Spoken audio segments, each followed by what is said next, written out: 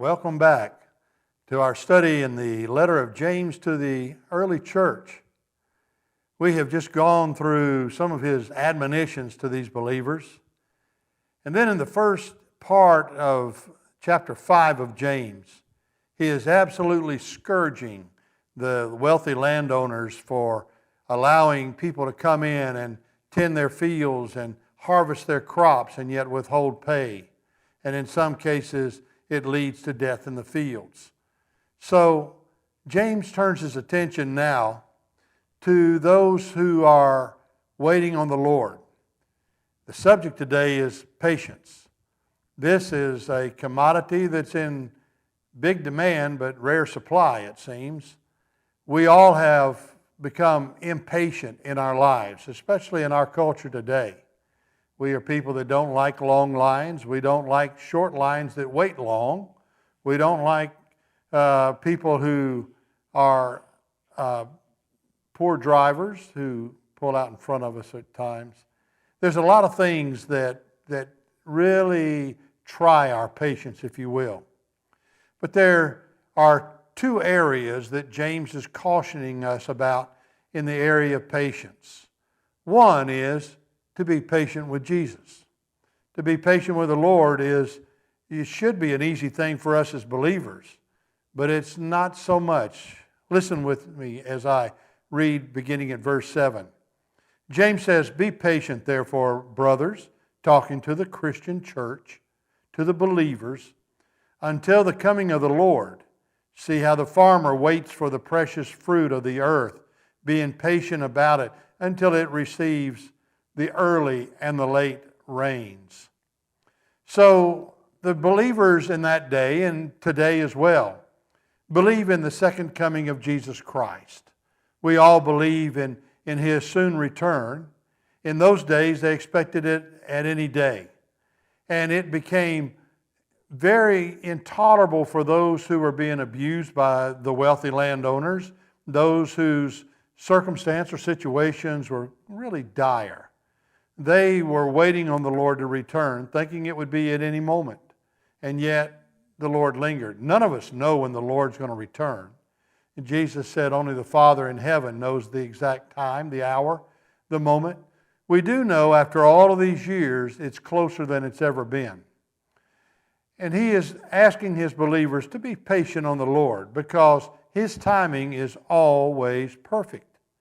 Now, the interesting thing that word for patient is the Greek word that means non-retaliation or holding one's spirit in check. It is that word non-retaliation that looks to Jesus as the model for our non-retaliation. For He was abused, He was cursed, He was spit upon, He was flogged, crucified, never retaliated, though of all people who have ever walked the face of the earth, He was one who could easily have called the angels from heaven and ended it right there. But He chose not to. And so it is that non-retaliatory spirit that Jesus models for you and I as believers. To be patient. The word literally could be translated long-suffering. We don't use that word in our language today. But it literally means steadfast endurance. It's the willingness to endure whatever's hard to bear. And so that patience is with Jesus. We know He's coming soon.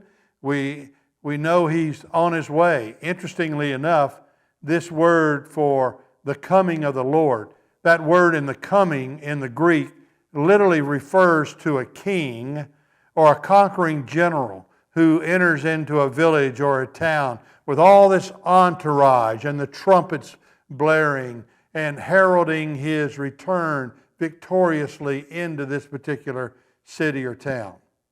When Jesus comes, the Bible tells us in Revelation, He'll be returning not on a donkey or a pony. He'll be coming in on a great white horse, that horse that symbolizes the entrance of the victorious general. And when He comes in, He'll have all the saints behind Him coming in on white horses likewise, victoriously. And there will be believe me, there will be a parade, there will be heraldry, there will be all kinds of pomp and circumstance announcing His return into this earth. So be patient with Jesus. We don't understand how God allows the sin that is in our world today, how He has allowed people to rise over the years, the Stalins, the Hitlers, the Mussolinis, and the like, who have literally slaughtered people in the wake of their rule. We don't understand it. We sometimes get impatient. We get impatient with God about it, but nevertheless, He's there. So He says to us in verse 8, be patient. Establish your heart, for the coming of the Lord is at hand. We don't know when. We don't know where. Matthew 24, Mark 13, all talk about the signs that will happen prior to the second coming. The wars, the rumors of war, the famines, the pestilences, earthquakes, all of these things have come in rapid succession. And they're like birth pains to a woman. The closer they get to each other, the sooner the Lord is about to appear. And so we know it's coming. But be patient with the Lord. Establish your hearts. It means literally to make that resolve in yourself, in your own hearts. No matter what happens, no matter the evilness of this particular situation or the circumstance, I am going to be bold in my walk with the Lord. I am not going to waver. I'm going to wait on Him. I'm going to be patient. I'm going to be non-retaliatory. I'm going to be patient. Now, then he turns his attention to our brothers in the Lord. He says in verse 9, do not grumble against one another, brothers, so that you may not be judged. Behold, the judge is standing at the door. Well, don't turn your impatience on your Christian brother as well. We tend to be impatient with one another. Oftentimes when we're impatient with a circumstance or situations, we take it out on one another.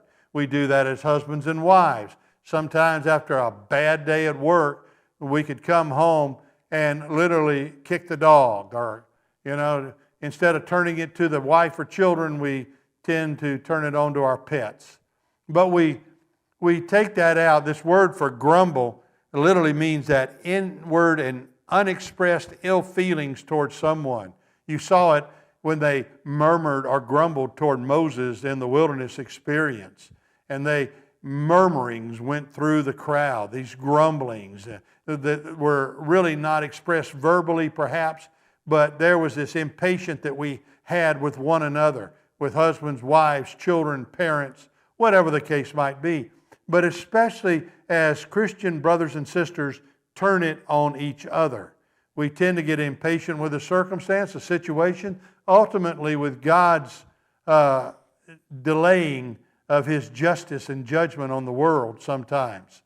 And so we become impatient with one another. And He says, just don't do it.